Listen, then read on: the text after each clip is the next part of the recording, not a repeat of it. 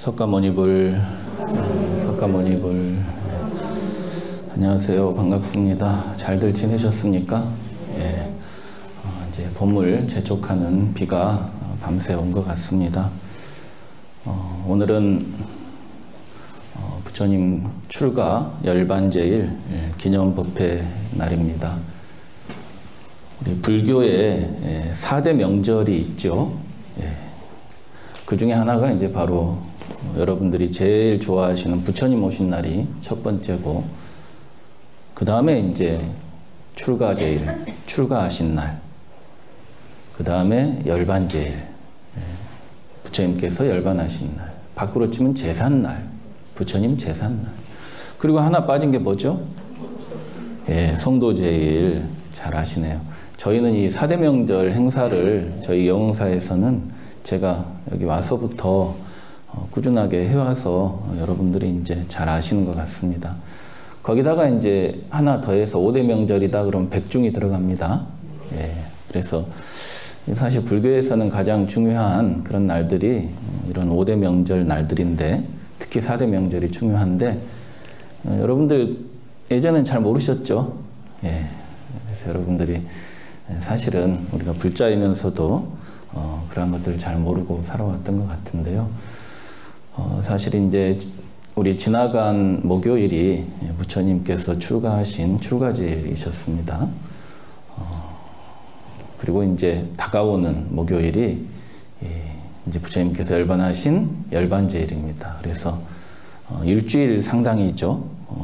출가제일은 음력 2월 8일이고 열반제일은 2월 15일. 그래서 이제 항상 저희는 이제 이 일주일간 용맹정진 기도를 해왔습니다. 출가에서 열반까지 부처님께서 출가하신 그런 뜻을 우리가 마음에 새기고, 또 부처님의 열반의 의미를 우리 마음에 새기기 위해서 이렇게 이제 정진을 하고 있고, 특히 오늘은 이제 그 중간에 우리가 하루 날을 잡아서 일요 법회 겸 해서 이렇게 기념 법회도 봉행하게 됐습니다. 여러분들 많이들 그래도 오셔서 너무 감사드리고, 특히 이제 우리 해조음악창단에서 몇 날 며칠 이렇게 열심히 이 음성공양 준비를 했습니다. 특히 열반의 노래는 우리 일반 불자들도 잘 모르는 노래예요. 열반제일 행사들을 잘 안 하는 곳도 많다 보니까 잘 모르는 노래인데, 여러분들 노래 좋죠? 그래서 열반의 노래도 처음으로 우리 영흥사 법당에 이렇게 여러분들의 좋은 음성으로 부처님께 공양을 올리게 돼서 너무 행복하고 뿌듯한 것 같습니다. 노래하신 여러분들도 그러신가요? 여러분들 뭐 부처님 제삿날을 맞이해서 최고의 공양물을 올렸으니까 여러분들 만족하시면 좋을 것 같습니다. 여러분들 열심히 노력해서 연습해 주신 우리 합창 단원들께 큰 박수 한번 보내주십시오.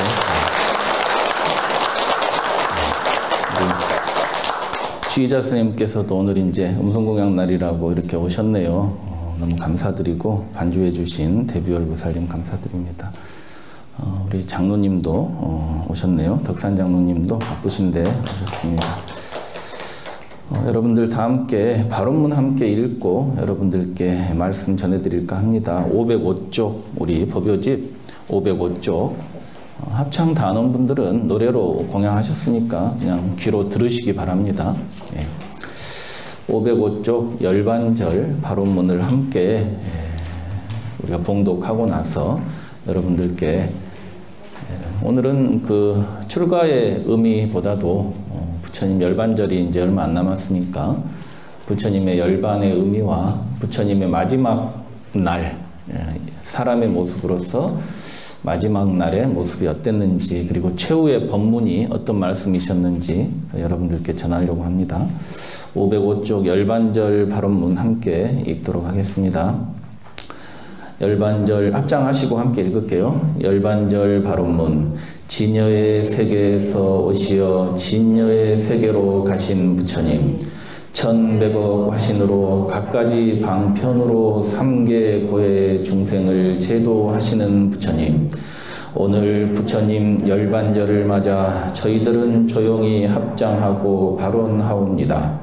일찍이 룸비니 동산 무수 아래 강탄하시어 가야의 보리수 아래 금강 보좌에서 정각을 이루시고 45년간 중생을 위해 고구정령하시다가 사바에서 그림자 거두시니 쿠시나가라 사라상수 아래였습니다.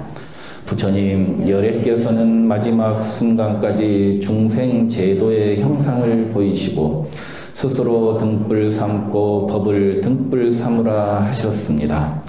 열반에 드시는 그날까지 저희에게 자신을 주시고 격려해 주신 그 교법 골수에 새겨둡니다. 부처님 정변지 세간에이신 부처님의 가심은 가심이 아니라 열반입니다. 열반은 진리의 세계로 가는 것이며 모든 번뇌의 불을 꺼버린 절대 안온한 적정의 경지입니다. 이 적정은 모든 형상과 이론과 자존적 아집이 소멸된 자리입니다. 부처님 저희들은 열의 열반을 통하여 영원한 모습을 다시 보옵니다. 끝없이 저희에게 열반의 경지를 가르치고 손짓하시는 자비의 미소, 열반의 미소를 더욱 가까이 느낍니다. 부처님 저희 모두 열반을 향하게 하시어 모든 모순과 갈등의 무명을 다하게 하소서. 육신의 생명이 완전히 연소될 때 꺼지지 않는 열반의 불꽃을 얻게 하소서. 거룩하신 부처님께 귀의합니다. 나무 석가모니불, 나무 석가모니불, 나무 시아본사 석가모니불. 예. 우리가 그 석가모니불 정근할 때 어떻게 정근하죠? 나무, 그 다음 뭐죠? 예? 영산, 불멸, 학수, 쌍존, 시아본사, 석가모니불 이렇게 이제 정근하죠. 석가모니불, 석가모니불 정근하는데 나무는 이제 귀의한다는 뜻이고 영산불멸은 영축산에서 멸하지 않으시는 영축산에서 항상 계시는 이 영축산이라고 하는 곳은 인도의 왕사성 이제 바로 인근에 있는 산인데 부처님께서 반야신경과 법화경 등 그런 많은 경전을 설법하신 곳이죠. 부처님께서는 우리가 열반하셨다, 돌아가셨다. 그래서 우리가 이제 이렇게 기념 법회를 하는데 사실은 진리의 본래 자리, 부처님의 근본 가르침에서 본다고 한다면 대승불교의 그런 입장에서 본다고 한다면 부처님께서는 영산 불멸하고 계신다는 거예요. 영축산에서 멸하지 않고 돌아가시지 않고 지금도 항상 계신다는 거예요. 돌아가셨는데 왜 안 돌아가시고 계시나? 학수상존. 그렇지만은 진리의 근본 자리에서는 항상 머물고 계시지만 학수상존이다 그랬어요. 학수. 이 학은 여러분들 학 있죠? 새 중에 학 있죠? 하얀색 학. 이 학수 그러면 학나무라는 뜻이에요. 학나무, 학수, 학나무, 학수상존. 이 두 그루에 그래 쌍향수 이러잖아요. 우리가 나무 두 그루가 같이 있는 모습을 보면 우리가 이제 두 그루 쌍수자를 써서 사라쌍수 이렇게 얘기하잖아요. 근데 이 사라쌍수를 왜 학수라고 학수쌍존 이 학나무의 두 그루의 학나무에 그런 계셨던 존귀하신 분, 두 그루의 학나무에서 돌아가신 열반하신 존귀하신 분 이렇게 표현을 했느냐?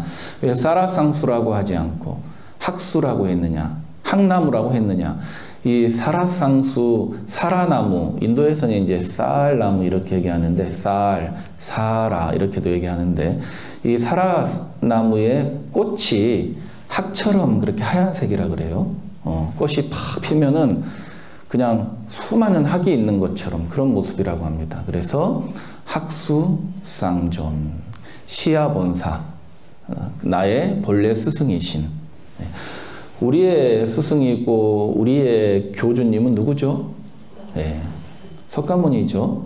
관세음보살입니까? 그러면 이제 여러분들 관음종으로 개종하셔야 됩니다. 우리의 이제 교주님, 우리의 스승은 석가모니 불이에요. 석가모니 불이 바로 우리의 근본 스승이다. 시야 본사, 나의 근본 스승이신 석가모니 불께 귀의합니다.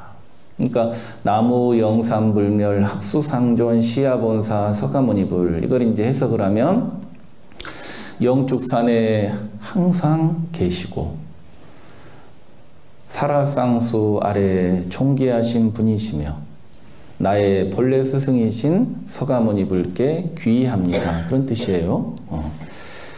부처님께서는 45년간을 깨달음을 얻으시고 나서 그 많은 세월을 중생교화를 위해서 길 위에서 희생하시고 헌신하시다가 세수 80세가 되셔서 열반에 드셨는데 부처님의 마지막 열반의 모습을 보여주고 있는 경전이 대반열반경이다. 그래서 열반경이라는 경전이 있습니다. 마지막 1년. 그 시작은 이제 영축산에서 시작합니다. 부처님께서는 당신의 열반을 이제 예측하시고 아시고 마지막 1년은 이 여행길을 떠나십니다. 순례길을 떠나십니다. 영축산에서 출발해서 순례길을 떠나시는데 어떤 방향으로 가셨죠? 북쪽으로. 왕사성 영축산에서 북쪽으로 서북쪽이죠. 정확하게는. 서북쪽으로 이렇게 북쪽으로 이제 1년에 그런 순례길을 가셨는데 왜 북쪽으로 가셨을까요? 예, 당신의 고향이신 카필라성을 향하시면서 가셨어요. 우리 인간도 보통의 사람도 죽을 때가 되면 고향을 그리워하죠. 그런 것처럼 부처님께서는 당신의 열반을 애감하시고 영축산을 떠나셔서 파탈리푸트라를 거쳐서 부처님께서 가장 사랑하셨던 도시 바이샬리에서 마지막 앙거를 하신 다음에 다시 이제 북쪽으로 이동하시다가 대장장이 춘다의 마지막 공양을 받으시고는 식중독을 심하게 앓으셨어요. 그래서 하혈을 심하게 정말로 탈진을 넘어서서 이제 거의 돌아가실 상태까지 이르셔서 더 이상 걸을 수가 없었어요. 그래서 마지막 부처님께서 열반하신 날은 쿠시나가라라는 곳에 도착하시게 됐습니다. 쿠시나가라는 부처님께서 열반하신 곳이죠. 부처님께서는 이 사라쌍수 아래에 아난에게 가사를 4겹으로 깔게끔 한 다음에 그 위에 이제 편안하게 누우셨다 그래요. 이 이제 사라쌍수만 있었던 게 아니고 많은 나무들이 이 사라나무 숲이죠. 사라나무가 빽빽하게 차 있는 그런 쿠시나가라의 사라숲이에요. 사라숲. 근데 왜 쌍수 밑에 가사를 까셨을까요? 지금 쿠시나가라 우리 가보신 분들은 우리 불자님 중에 성기설에 가보신 분은 그 쿠시나가라 부처님 열반지에 가면은 나무 숲이던가요? 지금은 나무 숲 아니죠. 나무 숲이 아니에요. 그냥 이제 이렇게 공원처럼 돼 있죠. 평원이에요. 잔디밭이고. 근데 사라나무, 쌀나무가 몇 그루가 있어요. 몇 그루가 있는데 여기 유심히 보면 이 사라나무가 어떻게 생겼느냐? 우리나라 미루나무처럼 위로 뻗치는 나무예요. 그러니까 인도의 무슨 보리수라든지 망고나무라든지 반얀트리라든지 무수 이런 인도의 다른 나무들은 옆으로 많이 뻗치는데 우리나라 나무들도 옆으로 많이 뻗치죠. 근데 이 사라나무는 위로 이제 이렇게 자라는 나무예요. 그렇다 보니까 밑에 그늘이 넓겠어요? 좁겠어요? 좁지요. 그래서 이제 이 그늘 밑에 부처님께서 쿠시나가라 숲에 도착하셨을 때는 아직 한낮이었기 때문에 그늘 밑에 이제 부처님께서 누우시기 위해서 쌍수가 이제 그늘을 만들고 있는 두 그루가 만들고 있는 그 자리에 아난이 가사를 펴고 부처님께서 이제 그 자리에 이제 누우시면서 아난아 열애가 오늘 열반할 것이니라 이렇게 이제 말씀을 하셨어요. 그러니까 아난이 이제 부처님께서 오늘 이제 열반하신다고 하니까 마음이 너무 슬펐겠죠. 너무너무 슬퍼서 하염없이 울면서 부처님, 아니 부처님께서는 많은 제자들이 있고 많은 신자들이 있는데 왜 왕사성이라든지 사이성이라든지 바이샬이라든지 바라나성이라든지 큰 성에서 많은 신자들과 함께 열반을 맞지 않으시고 왜 이렇게 작은 마을인 쿠시나가라의 이 숲에서 이렇게 열반을 하시려고 하십니까? 하면서 그 아난이 부처님께 여쭙단 말이에요. 여러분들 생각도 그렇죠. 우리도 아니 덕이 높은 큰 스님들도 외국에 계시다가 돌아가실 때가 되면은 한국에 와서 큰 절로 들어가서 돌아가시고 열반하시고 아니 몸이 아파서 밖에 병원에 있다가도 어때요? 돌아가실 때는 큰 스님들 다 절에서 돌아가시죠. 그래야 잘 죽었다는 소리 들어요. 스님들 사이에서는 큰 절에서 다 열반하고 큰 절에 있는 다비장 가서 다 화장하고 이래야 이제 잘 죽었다는 얘기를 들었는데 아니 그런데 큰 스님 정도가 아니고 그 많은 인도에 신자가 있고 제자가 있는 부처님께서 이 아무도 알지 못하는 작은 마을의 그런 숲에서 열반하시려고 하니까 아난이 궁금할 수밖에 없죠. 그러니까 부처님께서 하시는 말씀이 아난아 내가 만약에 큰 성 안에서 열반에 든다고 한다면 나를 보고 싶어하는 모든 사람들이 다 올 수가 없다. 천민이라든지 일반 평민들은 나의 마지막 모습을 친견할 수 없다. 그리고 동물들 역시도 열애가 열반하는 모습을 볼 수가 없다. 그래서 나는 바로 이곳에서 열반에 들 것이다. 지금은 이곳이 작은 마을이지만 나중에 세월이 흐르면 위대한 성지가 될 것이다. 이렇게 말씀을 하셨다는 거예요. 이해되시죠? 부처님께서 왜 작은 숲에서 그렇게 열반에 드시려고 하셨는지. 그러니까 지금 여러분들 그 쿠시나가라 가보면 마을은 작은데 얼마나 많은 사람들이 성지순례로 옵니까? 지금은 위대한 성지가 됐죠. 볼 것도 몇 군데 되지도 않아요. 열반지는. 그죠? 근데도 세계에서 많은 사람들이 이렇게 오는 그런 성지가 됐단 말이에요. 이제 아난은 부처님의 뜻을 받들어서 그 쿠시나가라에 말라족이라는 종족이 살고 있었는데 그 말라족이 살고 있는 그 도시에 전달을 해서 그 말라족의 모든 많은 사람들이 다 와서 부처님을 이제 마지막으로 친견하고 또 마지막으로 묻고 싶은 것을 묻고 법문을 듣고 그렇게 했다는 거예요. 너무 많은 사람이 온 거예요. 그래서 한 사람 한 사람 뵙지 않고 부처님께서 이제 가족 단위로 이렇게 친구 단위로 이렇게 해서 부처님의 마지막 모습을 봤다는 거예요. 그렇게 해서 하루 종일 부처님께서는 열반하시는 날조차도 수많은 사람을 만난 거예요. 그 많은 사람들에게 돌아가신 날, 그날조차도 어때요? 위안과 평안과 가르침을 전해주셨다는 거예요. 대단하지 않으세요? 우리 일반인들은 돌아가신 날 이런 경우 거의 없잖아요. 나 죽기도 바빠서. 그리고 내 정신도 없어서 불안하고. 근데 부처님께서는 그렇게 제자들을 위해서, 불자들을 위해서 마지막까지 그런 모습을 보이시고 이제 저녁이 딱 된 거예요. 밤 늦은 저녁이 됐는데 그 사라나무의 꽃이 하얀색이라 그랬죠. 근데 아직 꽃 필 시기가 아니에요. 음력으로 2월 15일이니까 인도도 조금 쌀쌀한 날씨죠. 아직 꽃 필 시기가 아닌데 갑자기 꽃이 피는 거예요. 그 숲 전체에 꽃이 피면서 하얗게 숲이 변한 거예요. 근데 꽃이 피자마자 또 꽃이 떨어지는 거예요. 꽃이 다 떨어져서 부처님께로 다 떨어졌다는 거예요. 제가 지어낸 얘기가 아니고 경전에 그렇게 나옵니다. 믿고 안 믿고는 여러분들 자유인데. 그러고 나서 하늘에서 허공에서 음악이 들리는 거예요. 음악 소리가 영산회상 그런 아주 그 좋은 음악 소리가 들리는 거예요. 그러니까 아난이 놀란 거예요. 부처님, 아니 도대체 갑자기 이게 무슨 일입니까? 어떤 이런 일이 갑자기 왜 일어납니까? 그러니까 부처님께서 아난아 놀라지 말거라. 이것은 하늘의 천신들이 열의 열반에 대해서 공양을 올리는 것이다. 이렇게 이제 말씀을 하셨다는 거예요.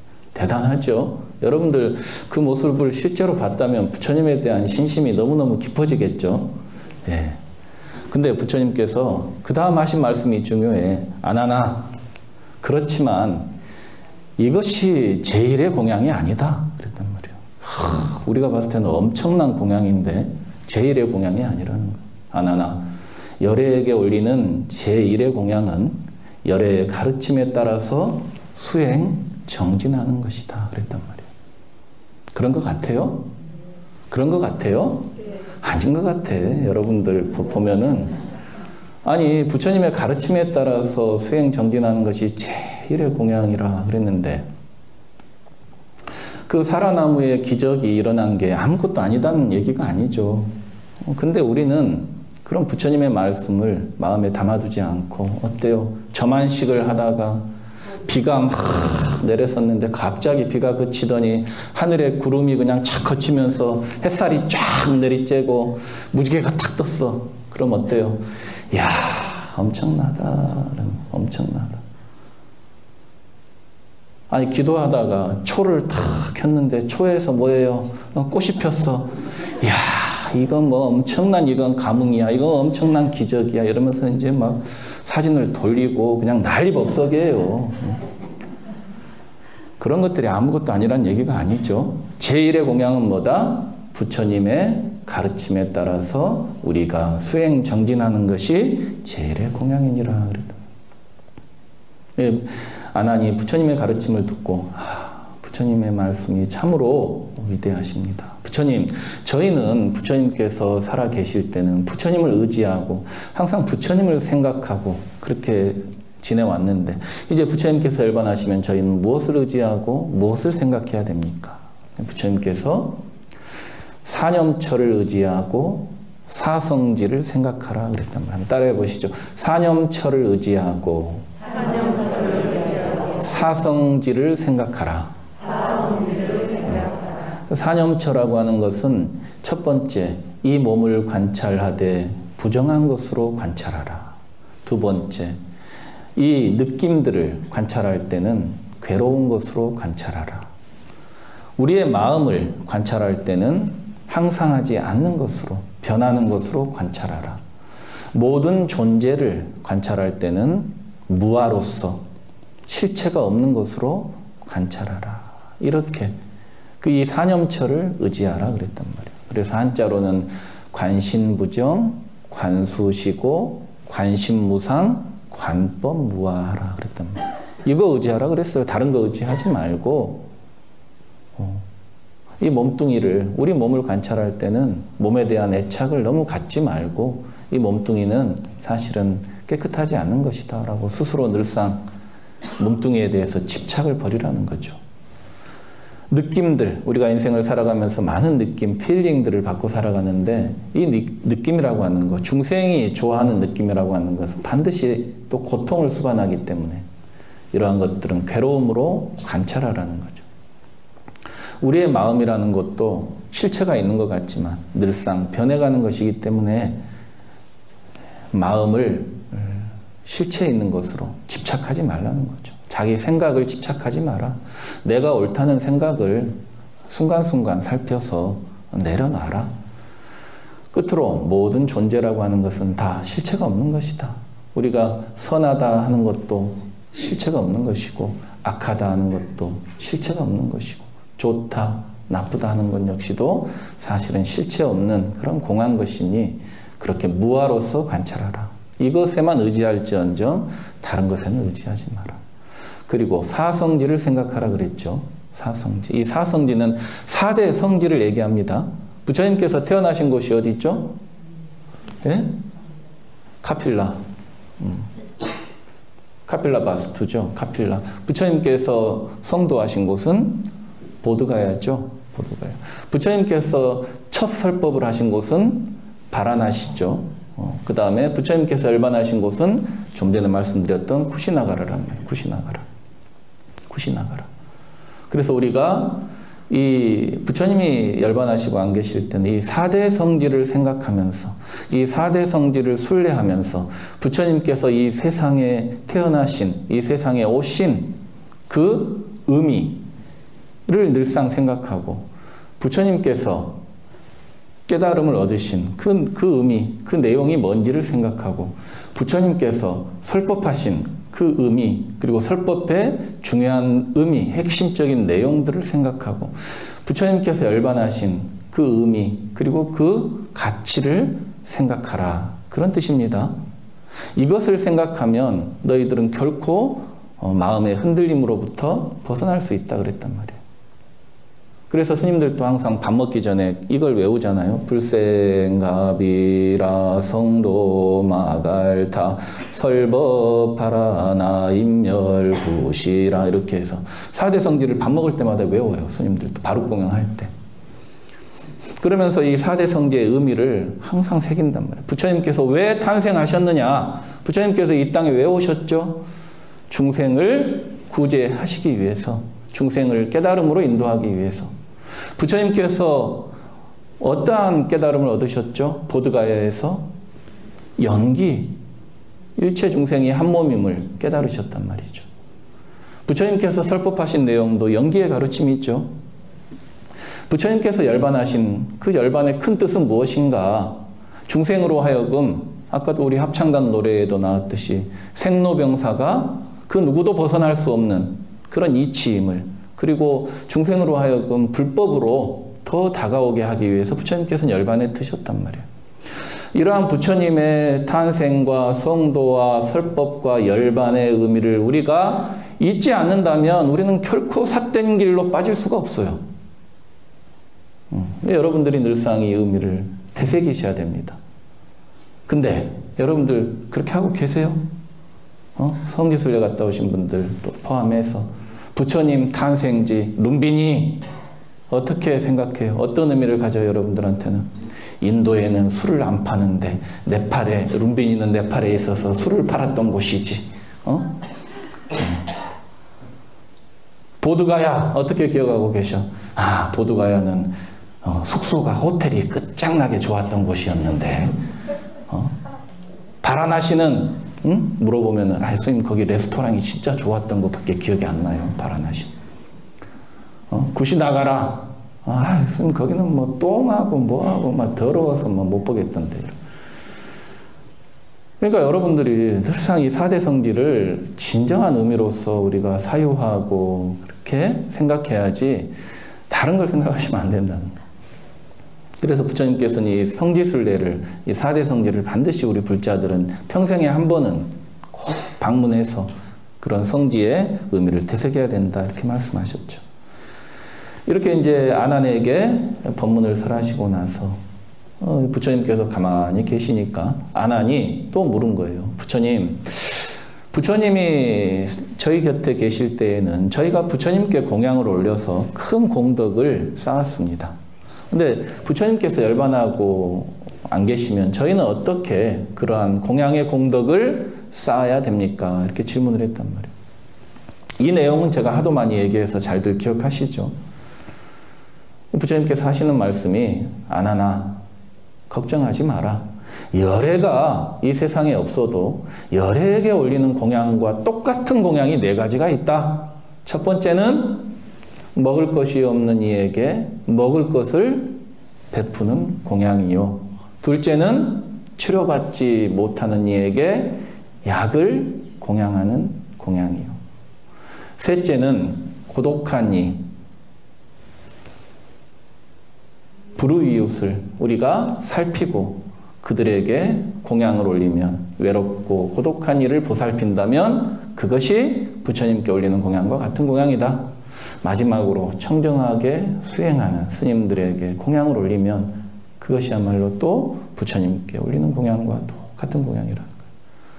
부처님께 올리는 공양과 똑같은 공양 4가지 아셨죠? 이 불단에 올리는 공양이 최고의 공양이 아니에요. 부처님께 올리는 공양과 똑같은 공양. 여러분들이 주위에 어려운 분들을 보살피고 그들을 위해서 봉사 헌신한다면 그것이야말로 부처님께 공양하는 것과 똑같다는 거예요.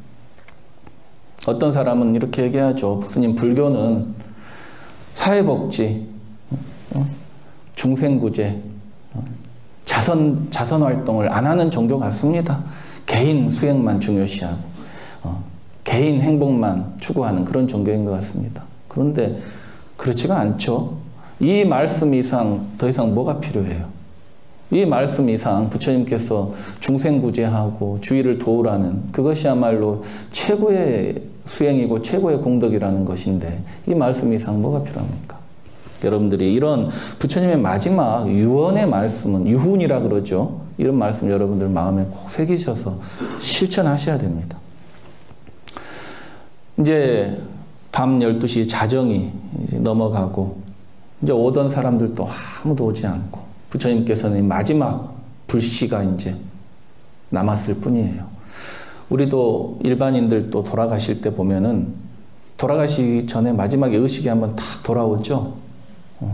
그런 것처럼 부처님께서도 이제 마지막 의식이 딱 남아있을 뿐인데 그때 막 밖이 소란소란한 거예요. 막 그 늦은 시간에 누가 찾아온 거야. 그 아난이 나가서 보니까 웬 영감이 한 분 온 거예요. 그것도 나이가 120살이야. 근데 이제 수행하시는 분이에요.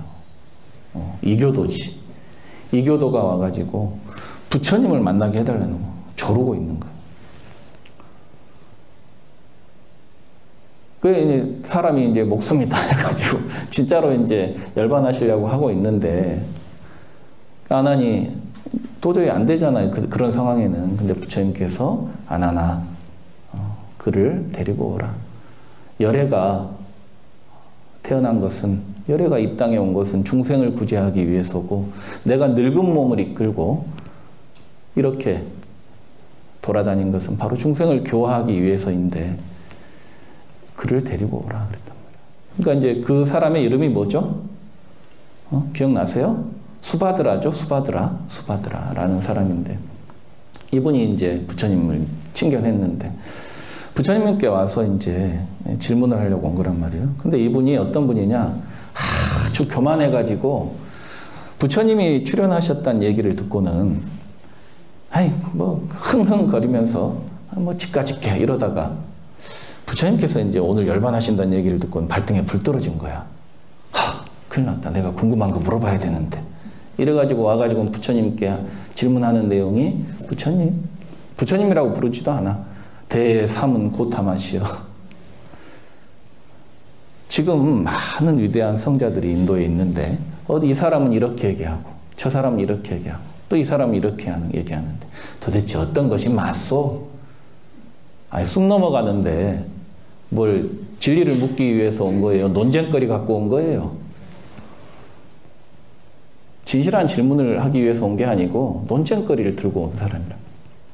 여러분들도 그런 일 있잖아요. 저한테 와가지고는 스님 뭐 이거 어떻습니까? 질문 딱 해놓고는 제가 대답을 딱 해주면은 스님 저기 어떤 스님은 그렇게 얘기 안 하던데 이러면서 저한테 어떻게 하라는 소리예요 그러면. 그래서 이제 부처님께서 그렇지만은 그조차도 아주 고구정령한 법문으로 8정도의 설법을 통해서 그를 교화하신 거예요. 그자 이 수바드라가 제가 부처님의 제자가 되고 싶은데 제자로 받아주시겠습니까? 하니까 부처님께서 오라 비구요. 그래서 이제 최후의 제자가 됐다는 거예요. 최후의 제자가. 나이가 120인데. 어마어마하죠. 여러분들 돌아가시는 마지막 순간까지도 뭐 하셨어요? 포교하셨잖아. 포교. 전도하시고. 근데 불교가 어떻게 전도 안 하고 포교 안 하는 종교라고 얘기할 수 있겠습니까? 부처님께서는 그 마지막 목숨이 넘어가는 그 숨이 넘어가는 그 순간에도 제자를 받아들이고 그 제자를 출가를 시킨 분인데 그렇게 이제 수바드라도 돌아가고 그러고 나서 이제 부처님께서는 마지막 열반에 드신 거예요. 수바드라가 왔다 간 뒤로 제자들은 걱정이 돼서 다시 부처님 곁에 모여듭니다. 그러니까 부처님께서 마지막으로 힘을 일으키셔서 마지막 설법을 하시는데, 이 설법의 말씀은 워낙 좋은 말씀이기 때문에 제가 경전에 나와 있는 내용을 여러분들께 조금 읽어 드릴게요. 여러분들 모두 합장하시고 잘 들어보시기 바랍니다. 예, 부처님께서 제자들이 마지막으로 옆에 모여드니까 아난에게 이렇게 말씀하셨어요. 그때 부처님께서는 아난다 존자에게 말씀하셨다. 아난다야, 너희들은 혹시 이렇게 생각할지도 모른다. 열애가 열반에 드신 뒤에는 다시 보호할 이가 없어 닦아오던 것을 이르리라고 생각하는가? 그런 생각을 하지 말라. 내가 부처된 뒤로 지금까지 말한 경과 계는 곧 너희들을 보호할 것이다.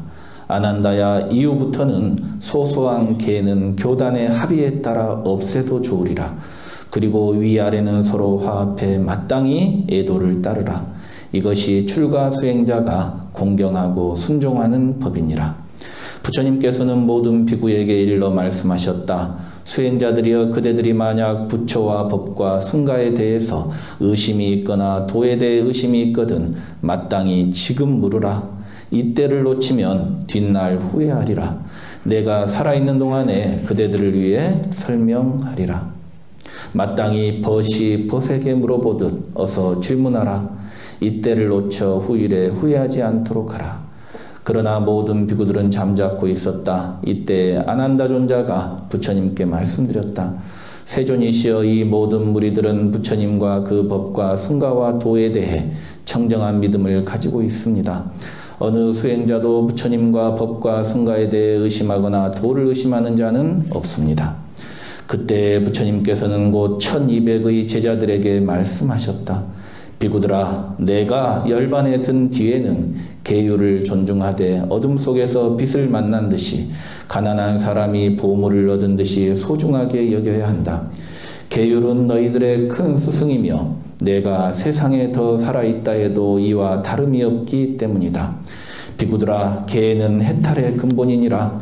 이 계를 의지하면 모든 선정이 이로부터 나오고 괴로움을 없애는 지혜가 나온다.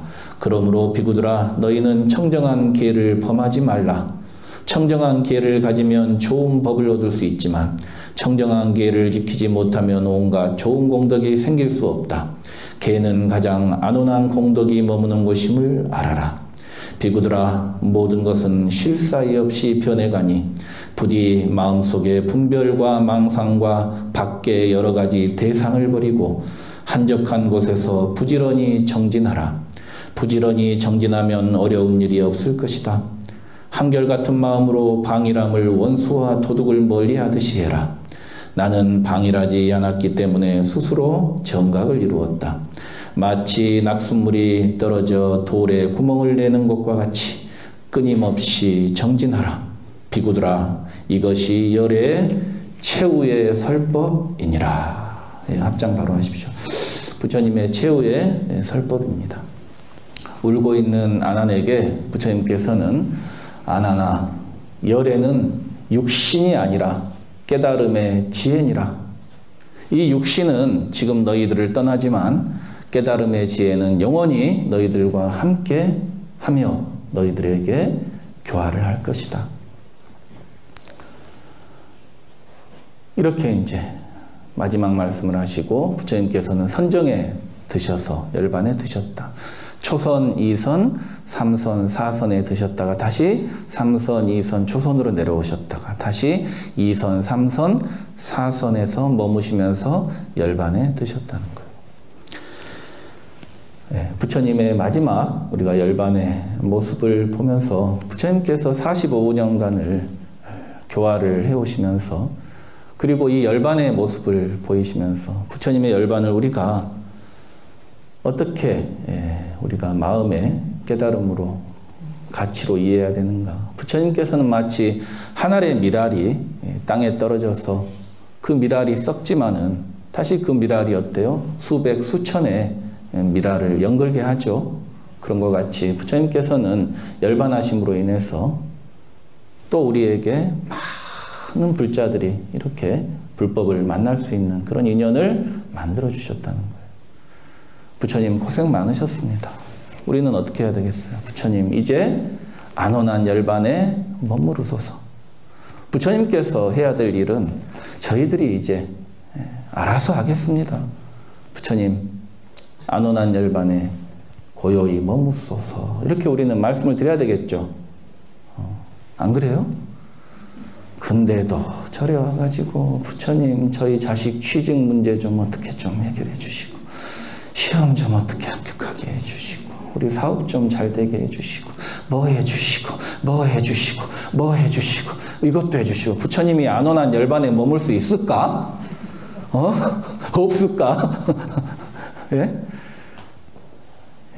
우리가 불자들이 부처님의 그런 삶을 통해서 부처님께서는 정말로 한겨울에 땅이 꽁꽁 얼었을 때 그렇게 어려운 중생구제행을 하셨잖아요. 그 시대에.